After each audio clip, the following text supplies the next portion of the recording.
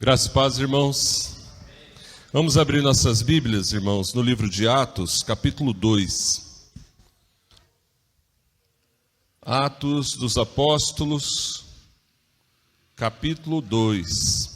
Atos 2, de 42 a 47. Atos 2, 42 a 47, mesmo assentados, amados, mas com toda reverência. Diz a palavra de Deus: e perseveravam na doutrina dos apóstolos e na comunhão, no partir do pão e nas orações. Em cada alma havia temor, e muitos prodígios e sinais eram feitos por intermédio dos apóstolos. Todos os que creram estavam juntos e tinham tudo em comum. Vendiam as suas propriedades e bens, distribuindo o produto entre todos à medida que alguém tinha necessidade. Diariamente perseveravam unânimes no templo, partiam pão de casa em casa e tomavam as suas refeições com alegria e singeleza de coração, louvando a Deus e contando com a simpatia de todo o povo. Enquanto isso, acrescentava-lhes o Senhor, dia a dia, os que iam sendo salvos. Que Deus abençoe a leitura da sua palavra. Amém. Irmãos, nós acabamos de ler aqui em Atos dos Apóstolos, nos versículos 42 a 47, um texto muito estudado, muito pregado nas igrejas, porque ele mostra como era a igreja primitiva, como era a igreja cristã lá no seu início, lá no começo de tudo. Então, fazendo assim, traçando um pensamento cronológico, nós viemos agora recentemente da Semana da Paixão, onde nós meditamos aqui juntos acerca do sacrifício de Jesus. Depois nós falamos da sua ressurreição, da sua subida aos céus. Também preguei lá em Atos 1:8, quando fala sobre o Espírito Santo que seria derramado sobre a igreja. E agora, irmãos, nós estamos num ponto após a descida do Espírito Santo, que é descrita no início do capítulo 2. Lá no início do capítulo 2, a Bíblia fala do dia em que o Espírito Santo foi derramado sobre a igreja. Eu vou ler de 1 a 4. Ao cumprir-se o dia de Pentecostes, estavam todos reunidos no mesmo lugar. De repente veio do céu um som, como de um vento impetuoso, e encheu toda a casa onde estavam assentados. E apareceram distribuídas entre eles línguas como de fogo, e pousou uma sobre cada um deles. Todos ficaram cheios do Espírito Santo e passaram a falar em outras línguas, segundo o Espírito lhes concedia que falassem. Então, irmãos, no dia do Pentecostes, foi derramado o Espírito Santo sobre a igreja, conforme o Senhor Jesus havia prometido. Jesus já havia falado que o Espírito Santo seria derramado. E lá no final do Evangelho de João, Jesus usa uma expressão em grego que é paráclito, que significa outro igual a mim. Ou seja, o Senhor Jesus subiu aos céus e enviou o seu Espírito para habitar na igreja e sobre a igreja. Então o Espírito Santo habita neste lugar, mas ele habita dentro de nós e ele está sobre nós, nos abençoando e nos amparando em todo o tempo. Isso é maravilhoso. Lá naquele início, irmãos, houveram sinais, os apóstolos eram usados por Deus poderosamente em muitos milagres, como nós lemos aqui também no capítulo 2, verso 43, que fala dos milagres e prodígios e sinais que eram feitos. Mas, irmãos, eu queria meditar com os amados e fixar os nossos olhos, o nosso coração, no versículo 42. Vamos ler juntos o versículo 42? E perseveravam na doutrina dos apóstolos e na comunhão, no partir do pão e nas orações. Muito bem, é sobre isso que a gente vai falar hoje. A igreja, irmãos, lá em Atos dos Apóstolos, é um modelo de igreja conforme Deus quer que a gente seja. Ali está o projeto de Deus. para a sua igreja. E o que são projetos, irmãos? Projetos são planos que a gente faz no nosso contexto, né? Nós temos projetos, temos planos, temos sonhos. Muitas vezes os nossos projetos são focados na nossa vida profissional, na nossa vida acadêmica, talvez um passeio, uma viagem, algum projeto de vida. Mas nem todos os projetos dão certo, né, irmãos? Muitas vezes a gente tem um projeto, a gente tem um sonho, e aquilo não vai para frente, a gente não consegue realizar 100% daquilo que a gente queria. Porque a Bíblia nos diz, irmãos, que o coração do homem pode fazer planos, mas a resposta certa vem dos lábios do Senhor. Está lá em Provérbios 16, versículo 1. Mas hoje, irmãos, nós vamos meditar acerca de um projeto infalível. Um projeto que não falhará, nunca falhou e não falhará. O projeto de Deus chamado igreja. A igreja é um projeto de Deus, um plano de Deus, uma obra de Deus. E assim como tudo que Deus faz, irmãos, é perfeito, a obra de Deus não falhará na sua igreja. A igreja não é perfeita, porque ela é composta de seres humanos imperfeitos. Mas a graça de Deus mantém a igreja viva. A graça de Deus, irmãos, é que faz com que a igreja não morra, com que a igreja não acabe. Então, esse projeto, irmãos, é um projeto perfeito. Apesar de sermos imperfeitos, o projeto de Deus é perfeito. E especificamente, irmãos, então nós vamos focar nossos olhos nesse versículo 42, porque ele apresenta os 4 fundamentos da igreja primitiva. Esse versículo 42, irmãos, deve ser meditado, estudado e focado por cada um de nós na nossa caminhada, porque aqui tem 4 princípios elementares, irmãos, para que a igreja cresça, para que a igreja sobreviva, para que a igreja prospere. Lembrando, irmãos, que igreja é muito mais do que o edifício, igreja é muito mais do que a organização. A igreja somos nós. A igreja é o corpo vivo de Cristo. A igreja é um organismo vivo, um organismo espiritual. Então a igreja vai muito além, irmãos, do templo, que nós amamos demais da conta, né? Como é bom a gente ter a igreja da gente. E eu sou aqui pastor dessa igreja, mas eu sou oriundo da 3ª igreja de Barretos. E sempre que eu vou lá, eu posso estar lá, eu visito a igreja, para ver os irmãos e para estar ali também, naquele lugar, e relembrar quantos anos, quantas coisas, né, ocorreram ali, quantas bênçãos foram recebidas ali naquele lugar. Então está estritamente ligado ao templo, mas o templo não é a igreja em si, irmãos. É uma bênção o templo, mas a igreja somos nós. A igreja é o povo de Deus. A igreja é o corpo de Cristo. E aqui, irmãos, então tem 4 princípios básicos que cada um de nós individualmente tem que observar para que nós sejamos bênção na vida da igreja. Que princípios são esses? O primeiro princípio, irmãos, é a doutrina dos apóstolos. Está escrito, e perseveravam na doutrina dos apóstolos. Vamos ler juntos essa primeira parte? E perseveravam na doutrina dos apóstolos. Irmãos, o que é doutrina? Doutrina é ensino. Doutrina é ensinamento. Mas não é qualquer doutrina que fala Atos 2,42. Atos 2,42 nos fala da doutrina dos apóstolos. Quem são os apóstolos na Bíblia? Isso é muito sério, né, irmãos? Apóstolo, irmãos, significa enviado.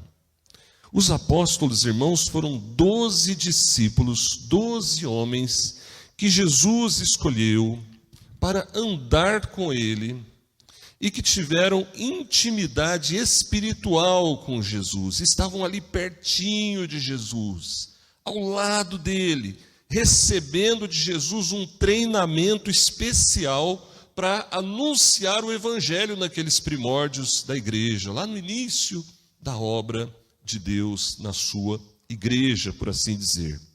Os 12 apóstolos foram Simão Pedro, André, Tiago, filho de Zebedeu, João, Filipe, Bartolomeu, Tomé, Mateus, Tiago, filho de Alfeu, Tadeu, que é também chamado de Judas, Judas Tadeu, Simão o Zelote e Judas Iscariotes. Judas, como nós sabemos, foi o traidor. E depois da sua morte, o Senhor levantou Paulo no lugar de Judas. Meus irmãos, João Calvino tinha uma visão elevada sobre os apóstolos. E essa visão que a nossa igreja segue. Dentro da teologia dele, irmãos, os apóstolos tinham um papel único. Aqueles 12 homens tiveram um papel insubstituível. Um papel dado por Deus para eles na fundação da igreja, no início da obra do Senhor, na transmissão do Evangelho, na operação de sinais e milagres, conforme nós lemos aqui no início do texto. E alguns pontos importantes para destacar, irmãos, eu vou procurar ser bem objetivo, mas é importante falar. Primeiro, o fundamento da igreja. Os apóstolos, irmãos, foram usados por Deus como fundamento da igreja, aqueles primeiros homens que trabalharam na obra do Senhor. O fundamento da igreja, nós sabemos, é Cristo, mas ele usou esses homens para anunciar o seu evangelho, para trabalhar ali no começo de tudo. E lá em Efésios capítulo 2, versículo 20, a Bíblia afirma, irmãos, que a igreja é edificada sobre o fundamento dos apóstolos e dos profetas, sendo o próprio Cristo Jesus a pedra angular. Efésios 2:20, vamos observar? Por favor, abra sua Bíblia em Efésios, capítulo 2, versículo 20.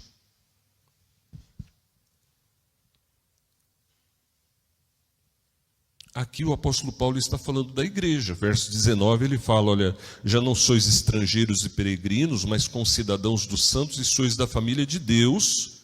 Verso 20 agora, edificados sobre o fundamento dos apóstolos e profetas, sendo ele mesmo Cristo a pedra angular. Verso 21 também, no qual todo edifício bem ajustado cresce para santuário edificado do Senhor. Verso 22, no qual também vós juntamente estáis sendo edificados para a habitação de Deus no Espírito.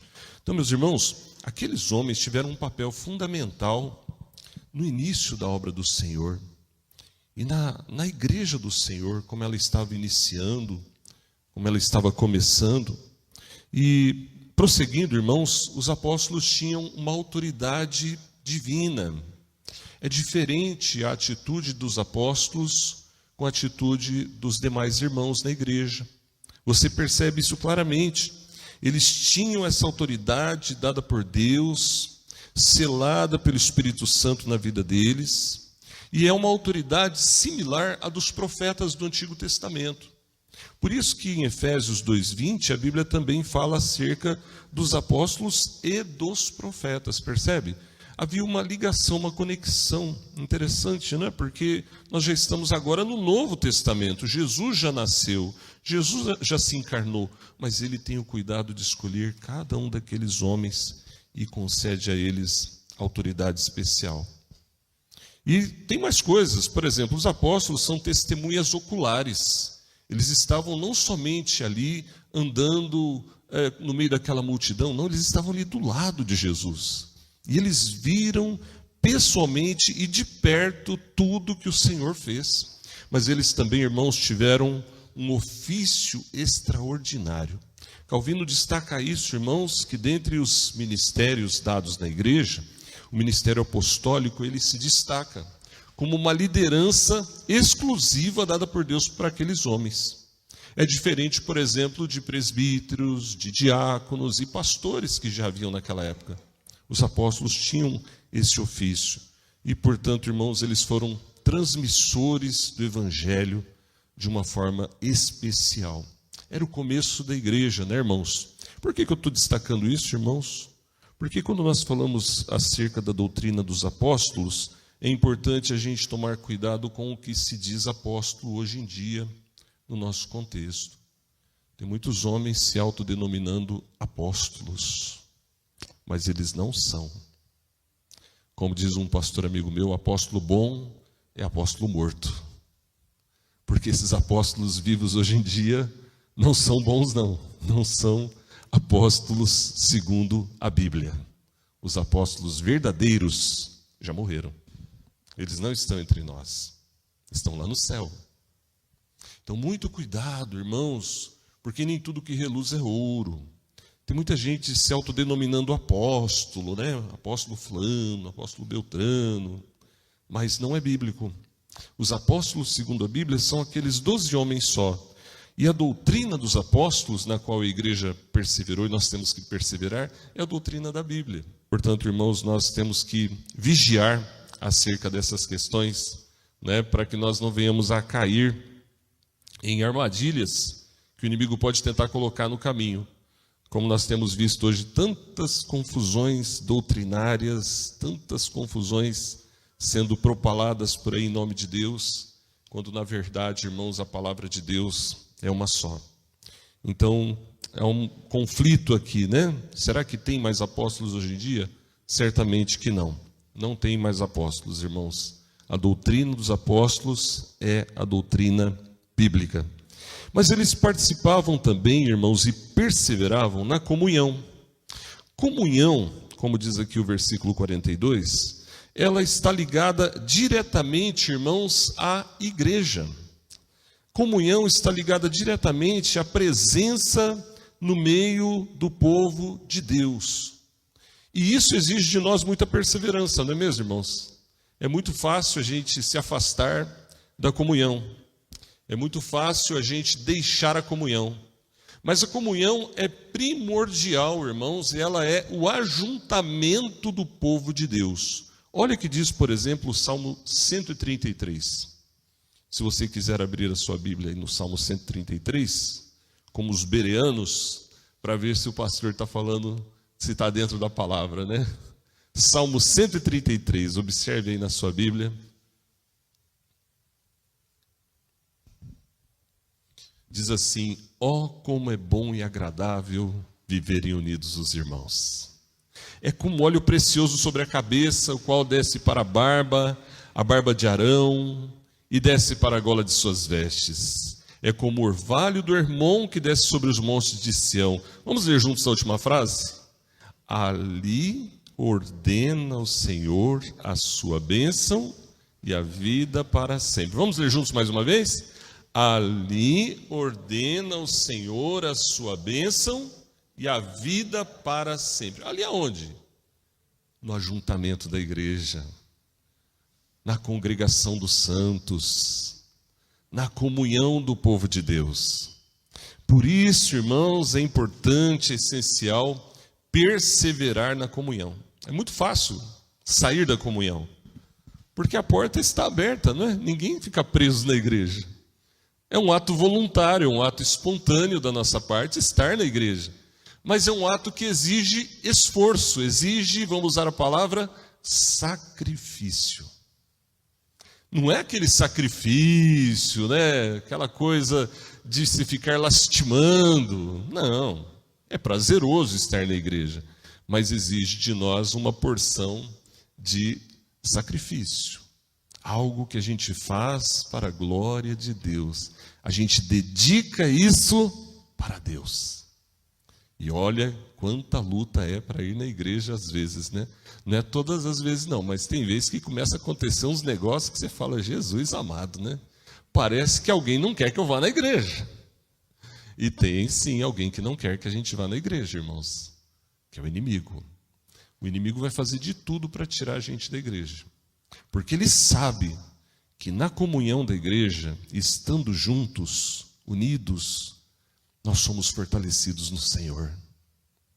Estamos todos congregados aqui. É tão bom estar na igreja, né?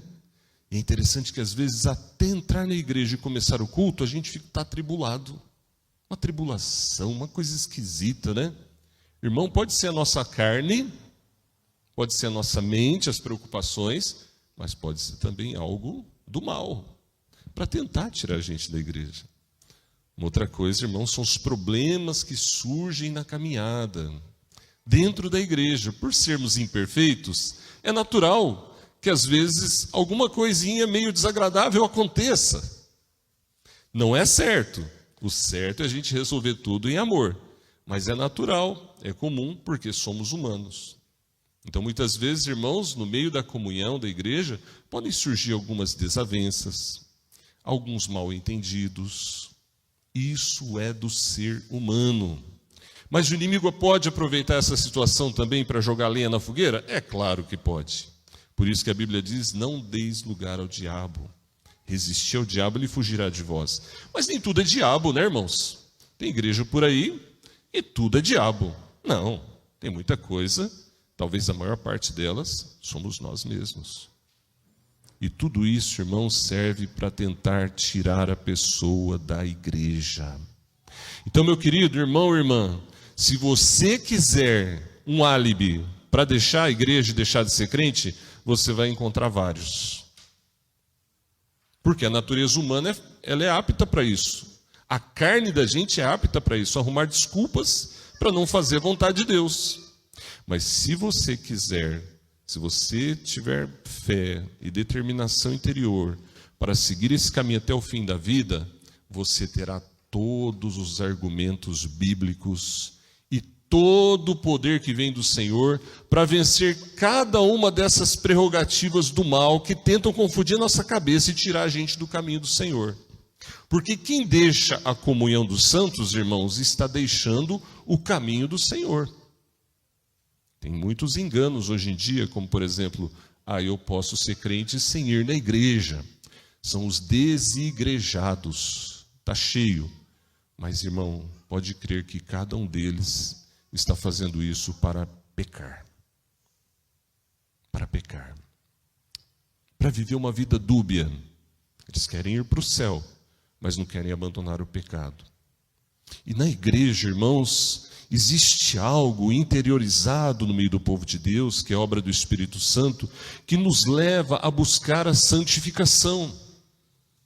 É como se houvesse aqui uma luz tão intensa, espiritualmente falando, a luz de Deus, que quem tem algum problema de trevas nos olhos não consegue ficar perto daquela luz, incomoda demais. Aquela luz incomoda, aquela luz causa uma estranheza na pessoa. Ou a pessoa se dedica e se entrega a Deus, ou a pessoa não resiste, não aguenta essa confrontação e acaba deixando o caminho do Senhor. Por isso que é importante, irmãos, nós entendermos o que é comunhão. Comunhão, irmãos, não é igrejismo, não é estar num ativismo religioso intenso, correndo para lá e para cá e tal. Irmãos, isso não é comunhão necessariamente. Isso pode ser meramente ativismo religioso. Comunhão, irmãos, é nós vivermos em união uns com os outros. Comunhão, irmãos, é nós entendermos que somos parte da mesma família, como lemos agora há pouco em Efésios. A família de Deus, a família da fé.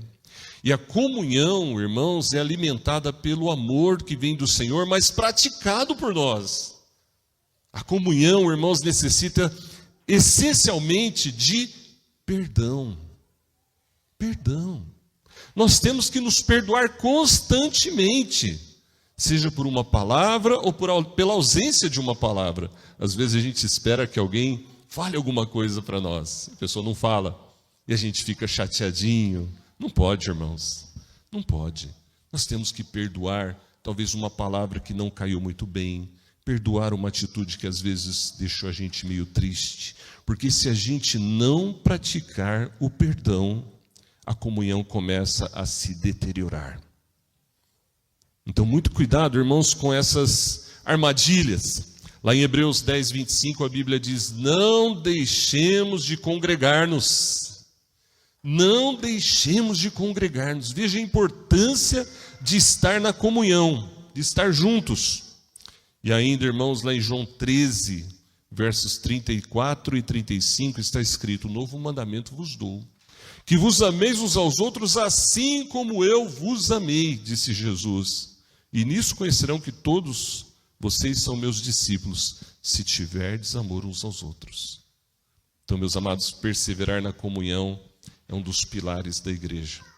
Tem que haver essa perseverança. Mas, prosseguindo, eles perseveravam também no partir do pão. No partir do pão, meus amados, aqui há duas interpretações para o partir do pão. A primeira, e a mais premente, a mais observada, é a Santa Ceia. É a ceia do Senhor. A perseverança na ceia do Senhor. E é importante, irmãos, que a gente entenda que cada um de nós tem a obrigação de perseverar na observação desse pilar, dessa obra que Deus deu para nós, que é o sacramento da Santa Ceia. Lá em João 6, versículo 53 em diante, vamos ver o que Jesus falou sobre isso, irmãos? João 6, do 53 em diante. Observem na sua Bíblia. Respondeu-lhes Jesus: em verdade vos digo, se não comerdes a carne do Filho do Homem e não beberdes o seu sangue, não tendes vida em vós mesmos. Quem comer a minha carne e beber o meu sangue tem a vida eterna, e eu ressuscitarei no último dia. Pois a minha carne é verdadeira comida e o meu sangue é verdadeira bebida. Quem comer a minha carne e beber o meu sangue permanece em mim e eu nele. Assim como o Pai que vive e me enviou, igualmente eu vivo pelo Pai, também quem de mim se alimenta, por mim viverá. Esse é o pão que desceu do céu, em nada semelhante àquele que vossos pais comeram e contudo morreram. Quem comer este pão, viverá eternamente. Irmãos, nós cremos que ao participarmos da ceia do Senhor, nós não somente estamos cumprindo um ato religioso, uma cerimônia. É sim, tem esse lado, lógico, mas vai muito além. É comunhão com Deus, é entrega total, é confiança nessas palavras de Jesus, que ao comermos o pão e bebermos o cálice, que foram consagrados ao Senhor naquele momento da Santa Ceia, nós somos fortalecidos no Senhor e na força do seu poder. Veja o que ele fala aqui, irmãos, no versículo 56, quem comer a minha carne e beber o meu sangue permanece em mim e eu nele. Você quer permanecer em Jesus? Lógico, o crente quer permanecer em Jesus. Então nós temos que perseverar na ceia do Senhor. E aí está, irmãos, um outro ponto que a igreja primitiva observava. Mas, irmãos, como tomar a Santa Ceia? Será que aquele pedacinho de pão e aquele cálicezinho vão resolver tudo na minha vida? Irmãos, lógico que não. Eles nos abençoam, são elementos abençoados por Deus. Mas olha o que Paulo fala em 1 Coríntios 11, 27 em diante. 1 Coríntios 11, 27 em diante, tem alguns requisitos da participação da ceia do Senhor, para que ela seja bênção na vida do crente.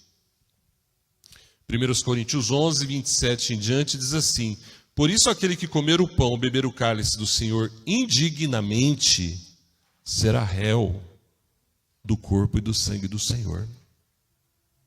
Coisa grave, hein? 28. Examine-se, pois, o homem a si mesmo, e assim como do pão e beba do cálice. Pois quem come e bebe sem discernir o corpo, come e bebe juízo para si. Eis a razão porque há entre vós muitos fracos e doentes, e não poucos que dormem. Esse último versículo, irmãos, fracos e doentes, não é doença física necessariamente, doença espiritual.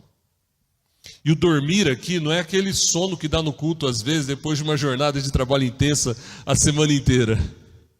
É dormir espiritualmente, irmãos. É quando a pessoa já não está mais atenta ao Senhor e ao que o Senhor está fazendo. Começa a dormir um sono de morte. Por isso que a palavra do Senhor diz: desperta, ó tu que dormes, e o Senhor te iluminará. É importante, irmãos, então participar da ceia do Senhor corretamente. Olha algumas distorções que há, irmãos, hoje em dia. Por exemplo, pessoas que tomam a Santa Ceia em pecado e acham que está tudo bem. Acabamos de ler aqui o texto, né? Vai se tornando réu do corpo e do sangue do Senhor. Vai se aprofundando mais e mais no pecado, porque acha que está tudo bem, mas está tudo mal. E Jesus fala: se acaso a luz que é em ti for em trevas, que grandes trevas serão. Muito cuidado, porque a luz tem que ser luz mesmo, não pode ser uma coisa de faz de conta. A obra de Deus em nós tem que ser verdadeira. E a gente sabe que a gente é pecador, né, irmãos? Ninguém aqui é melhor que o outro. O que a gente tem que fazer é buscar a face do Senhor e acreditar que Ele nos ajuda e nos fortalece a vencer as batalhas da vida, mas não fazer de conta que está tudo bem e saindo da igreja ser uma outra pessoa. Aí não, né? Aí é grave. Mas a gente está aqui olhando para o outro e sabendo que nós somos imperfeitos, mas o nosso coração está aos pés do Senhor, é diferente. Olha outra distorção, irmãos. Pessoas que tomam a Santa Ceia em igrejas muito grandes e ali eles são desconhecidos. Então a pessoa vai numa igreja bem grandona, toma a Santa Ceia lá e fala, está tudo bem, tomei a Santa Ceia. Será que é assim que funciona? E tem uma distorção mais estranha ainda hoje em dia, nos tempos de tanta tecnologia, que é a pessoa que compra a Santa Ceia pela internet. Então tem um aproveitador lá, que se diz um apóstolo, um profeta, e ele fala assim, ó, você que está sem igreja, manda uma oferta aqui agora, faz um pix que eu vou te mandar a Santa Ceia pelo correio. E a Santa Ceia abençoada, é a Santa Ceia ungida, é a Santa Ceia que vai e tal, fala um monte de abobrinha lá, e a pessoa compra aquilo, chega em casa, ele toma a Santa Ceia sozinho lá, achando que é assim que funciona. Ele não leu que os discípulos e os crentes lá no início perseveravam na comunhão. A Santa Ceia é em comunhão, exceto, irmãos, é lógico, em casos onde a pessoa está impossibilitada de ir na igreja, aí o pastor vai lá com o presbítero, né, e ministra a Santa Ceia. Mas, irmãos, existe uma outra forma de interpretar o partir do pão, que está ligada aqui no livro de Atos 2, nós lemos lá o versículo, focamos o 42, mas olha o que está escrito um pouco mais adiante.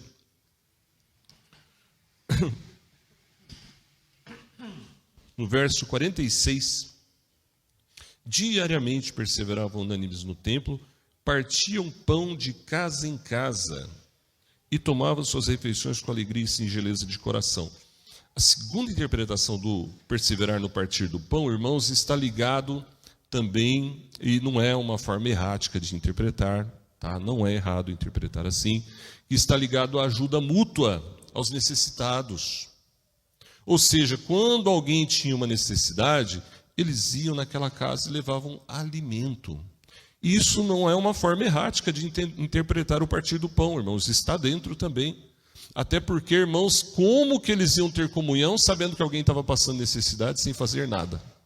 Isso não é comunhão.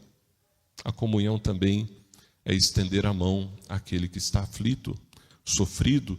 Mas isso vai ser tratado com mais intensidade no capítulo 6, com a instituição dos diáconos. Mas, meus irmãos, o último fundamento desse texto sagrado, Atos 2,42, é a oração. Eles perseveravam nas orações. Irmãos, a igreja primitiva orava muito. Em Atos 2, na descida do Espírito Santo, eles estavam orando. Em Atos 3, João e Pedro estão subindo ao templo na hora da oração. Em Atos 16, Lucas e Paulo estavam num lugar chamado lugar de oração. Em Atos 12, quando Pedro estava preso, ou seja, a intercessão. Em Atos 28, feita a oração por um homem que estava enfermo na ilha de Malta e ele é curado. Atos está repleto de oração. Era um povo que orava muito, orava bastante. Esses são só alguns exemplos, né? Tem mais exemplos, é só você ler o livro de Atos, você vê toda hora oração, oração, oração, oração. O povo gostava de orar. Irmãos, a oração vai muito além do que ficar falando palavras. É muito mais do que frases ditas assim, né? Oração é falar com Deus. Oração é entrar na presença do Pai. Oração é intimidade com Deus. Ter prazer em orar, irmãos, é ter prazer na presença do Senhor. Oração não é mágica. A oração, irmãos, é apenas um meio pelo qual o Senhor nos capacita a falar com Ele. Só isso, simplesmente isso. Mas é tão grandioso, irmãos, é tão elevado esse ato, que quando nós oramos, parece que é algo assim tão simples. Quando a gente está aqui, por exemplo, orando, nós não ficamos fazendo aquelas coisas que algumas igrejas fazem, né? De gritos e excessos e emocionalismos. A gente ora com simplicidade, mas ora de coração. Então, irmão, é preciso que você aprenda a distinguir oração de emoção. A gente pode se emocionar na oração? Isso pode acontecer? Pode. E como acontece, não é? Como acontece. É até bom quando a gente está orando e a gente sente a presença de Deus. Mas se a gente não sentir nada, a oração não funcionou? Se a gente não sentir nada, será que a oração não valeu? Irmãos, é claro que ela valeu. É claro que ela funcionou, porque nós não somos movidos por emoções. Nós somos movidos pela fé. E não é uma fé em qualquer coisa, é fé na Bíblia. E a Bíblia fala que quando nós oramos, Deus ouve a nossa oração. Então, se Ele nos conceder uma gotinha de orvalho da sua presença, e a gente sentir aquela doce paz e uma alegria intensa, ou se o nosso coração se quebrantar, vamos agradecer a Deus. Obrigado, Senhor. Mas se a gente não sentir nada, vamos agradecer do mesmo jeito. Obrigado, Senhor, porque eu sei que o Senhor me ouve. Então, meus irmãos, cuidado com as emoções. Existem aproveitadores que usam disso para enganar as pessoas. São chamados falsos profetas. Então, muito cuidado, né? Você tem que ser um crente amadurecido para lidar com isso. Tem momentos que você vai sentir uma presença maravilhosa de Deus, mas tem dia que você não vai sentir nada. Então você deve continuar orando assim mesmo, porque a sua oração é por fé. Mas você pode pedir para Deus: Senhor, dá-me mais sensibilidade à tua presença. Eu quero sentir a tua presença. Eu quero ouvir a tua voz, e vai ler a Bíblia. Senhor, fala comigo, Senhor, e vai ler a Bíblia após um momento de oração. É claro que você pode fazer isso, e você deve fazer isso. E eu creio que você terá grandes experiências com o Senhor, porque Ele quer nos ajudar a vencer as barreiras. E muitas vezes, irmãos, a nossa fé é acrescentada dessa forma. Mas, irmãos, é do jeito que Deus quiser. Não é do jeito que a gente quer. Às vezes, irmãos, nós vamos chorar diante de um problema que não está sendo solucionado. Uma enfermidade, um problema familiar. E na oração nós vamos encontrar paz, mas o problema pode continuar ali. Então não é do jeito que eu quero, é do jeito que Deus quer. Mas a oração prevalece em todas as circunstâncias. Então, meus irmãos, o diferencial da igreja primitiva é que tudo isso eles faziam com perseverança. Lembre, eles perseveravam. Eles persistiam. Será que eles não desanimavam nunca? Eu creio que desanimava de vez em quando. Em algum momento houve um momento de fraqueza. Algum dia aconteceu algo que trouxe uma certa tristeza para alguns. Em algum momento eles se sentiram tristes, desanimados ou abalados. Irmãos, é a mesma coisa conosco. Nós não somos perfeitos. Mas eles perseveravam. Eles continuavam. Eles continuavam orando, continuavam partindo o pão, continuavam na doutrina, continuavam na comunhão. E isso é o que nós temos que fazer. Às vezes nós vamos nos sentir fracos, é verdade. Poderemos sentir-nos tristes, é verdade. Poderemos nos sentir, às vezes, até meio abatidos. Mas Paulo fala: não desanimados, não destruídos, porque o Senhor vai nos ajudar. Que Deus nos ajude, nos abençoe. E que cada um de nós faça a sua parte, irmãos, para perseverar no Senhor. Vamos orar? Vamos ficar de pé para orarmos nesse instante? Vamos agradecer a Deus, porque Ele é bom e a sua misericórdia dura para sempre. E se você se encontra triste ou desanimado, ore a Deus para que Ele tire essa tristeza, esse desânimo. E se isso acontecer durante a semana, ore a Deus e Ele vai te conceder forças, irmão, e você vai sim conseguir perseverar.